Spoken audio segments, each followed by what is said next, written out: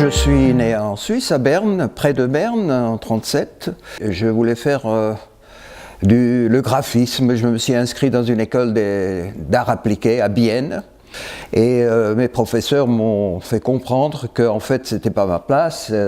Après 2 ans, j'ai quitté cette école. J'ai eu la chance de connaître un professeur de peinture. Et j'ai commencé à peindre. Le soir, pour moi-même, à faire des tableaux au lieu du latin, j'ai pu travailler ce qui m'intéressait vraiment. En 1958, où il y a eu une grande exposition à Bâle, à la Kunsthalle, sur l'expressionnisme abstrait américain. C'était la première fois que cette tendance était montrée en Europe. J'ai eu un choc visuel, un choc réellement une grande impression de ne plus pouvoir aller en arrière, c'est-à-dire que j'ai vécu une dimension d'esprit de peinture, une dimension réellement aussi des tableaux nouvelles que je n'ai pas connues avant. À partir de là, j'ai fait 2 valises et je suis venu à Paris. Mes débuts dans cet atelier où je ne connaissais personne à Paris, c'était évidemment l'enthousiasme que j'ai porté vers les artistes de cette exposition qui m'a tellement frappé, d'Arnold Rüdlingen, notamment Pollock, Klein, Rothko, Motherwell, Baziotes, Newman. Et je me suis acheté des rouleaux de toile et je me suis défoulé en faisant du sous Pollock. J'ai fait une dizaine de toiles très grandes, 6 mètres tout de suite. Ensuite, je me suis posé la question, mais pourquoi se lancer dans un art? Il ne faut pas oublier qu'à ce moment-là, à Paris, il y avait totalement l'abstraction lyrique. En fait, l'après-guerre de 1945, l'école de Paris. Et ce n'était pas très inspirant. Et je commençais à m'intéresser à ce qui se passait aux États-Unis et notamment aussi en Angleterre. Et je me suis lancé dans cette aventure en cherchant de réintroduire la photo à travers la peinture, le quotidien, le geste quotidien de ce qui nous entoure, le détail d'une voiture, l'objet quotidien. J'ai commencé en 1963 et en effet, la plus grande majorité des artistes étaient dans une abstraction lyrique. Je voulais réintroduire l'objet, le geste quotidien, c'est-à-dire notre environnement, notre entourage quotidien. Alors, des objets d'une banalité totale, un téléphone, une machine à laver, un frigidaire. J'ai essayé de les isoler dans une sorte d'espace, toujours en principe sur un fond blanc, mais qui pour moi n'était pas un fond blanc, mais une sorte d'espace, un vide. Quand Georges Perec a écrit la préface au Centre Pompidou en 1980, dans mon exposition, le titre de sa préface était « Alphabet pour Stempfli ». C'est-à-dire, en effet, c'est un dictionnaire d'objets, un dictionnaire de gestes quotidiens. Et ce qui me distingue avec mes amis français aujourd'hui, c'est que je ne suis pas allé vers une narration, comme la figuration narrative, qui est un événement purement français, mais simplement vers une analyse de la structure, une analyse de notre vie. Je me suis approché, bien entendu, vers la voiture synonyme de la civilisation moderne, et j'y ai trouvé une certaine géométrie. Peut-être quelque part, je suis un peintre géométrique, même si j'ai peigné des objets figuratifs. Et cette géométrie, je l'ai appliquée dans des roues de voiture.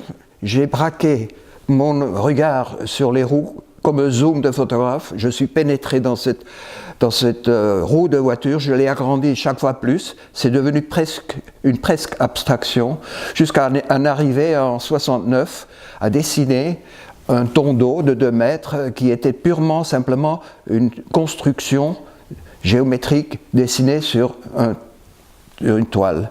Elle était libérée des inspirations des clairs-obscurs et de la photographie dont je me suis inspiré auparavant.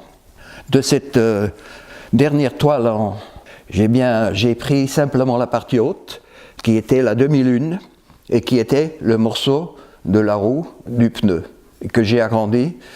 Le premier tableau, c'est de 60 9, et aujourd'hui on est en 19, donc ça fait 50 ans que je n'ai fait autre chose que le thème du pneu, mais évidemment dans toutes ses variations. J'ai été invité en 1970 à la Biennale de Paris au pavillon suisse, que j'ai rempli avec des structures, des grands pneus de 6 mètres. J'ai fait une étape suivante, et j'ai fait un mur de 30 mètres de long avec le pneu de 6 mètres peint traditionnellement à l'huile sur toile, sur un châssis découpé dans sa forme réelle, et qui laisse une empreinte en sérigraphie sur le mur directement de 30 mètres. Voilà, l'objet et son négatif. La trace du pneu. Petit à petit, je me suis avancé vers et encore pénétré davantage dans ce pneu qui finalement, j'en prends quelques millimètres et je les agrandis sur 6 mètres. Ça devient une presque abstraction. Alors, le pneu disparaît, il reste les structures qui sont positives, qui sont négatives. Aujourd'hui, celui qui ne m'a pas suivi pendant tous ces temps-là, pendant 60 ans de travail, quand il voit une rétrospective de moi, on comprend d'où est partie mon aventure de l'objet quotidien, à travers les objets d'usage et technologiques, les symboles de notre civilisation, les bagnoles et tout ça, pour en arriver à une sorte d'abstraction qui n'est pas, comme disait Bernard Vasseur dans son livre, on pourrait dire, la figuration qui est inspirée par l'abstraction ou l'abstraction c'est une presque figuration. Donc je ne me considère pas comme un peintre abstrait, je ne me considère pas non plus comme un peintre figuratif, mais mon objet est issu d'une figuration, certes, et d'un dessin industriel. L'histoire du pop art est venue quand, au début des années 60, j'ai commencé à fréquenter la galerie Sonnabend à Paris. Et curieusement, il y a eu des similitudes avec des artistes comme Roy Lichtenstein, car une fois on m'a téléphoné de la revue Time and Life de New York en disant « Mais j'ai vu, vous avez fait une machine à laver, une main de femme qui met de la poudre dans la machine. Est-ce que vous connaissez le tableau de Roy qu'il a fait en 62 ?» J'ai dit non, je ne le connais pas, mais en fait, il a fait le même thème en 62 et moi en 63, je ne le connaissais pas. Je suis ensuite évidemment allé à New York, je suis allé voir Roy Lichtenstein à Long Island, je lui ai montré des catalogues, il a trouvé ça formidable que un jeune artiste, un Suisse à Paris, puisse s'intéresser au même thème et aux mêmes préoccupations que les pop artistes américains. Ce que j'ai peut-être en commun, c'est aussi avec plutôt le pop art anglo-saxon, mon côté plus suisse et plus analytique par là, peut-être, ressemble mes tableaux à quelques artistes américains, bien qu'il y ait une grande différence. J'ai jamais fait le Coca-Cola, j'ai jamais mis en gloire une machine à laver, un téléphone ou une voiture. Non, c'est simplement un constat absolument pur et simple, c'est tout. Le chef-d'œuvre, on essaye tous d'être au moins honnête, d'approcher une certaine vérité.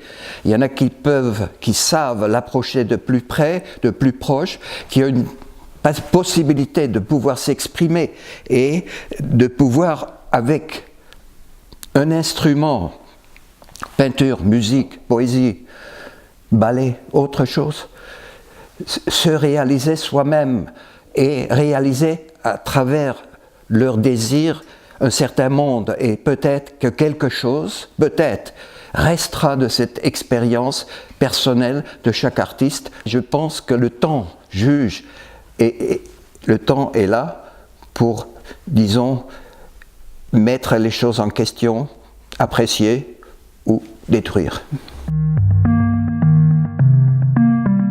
Parce que la vie sans art, c'est pas la vie.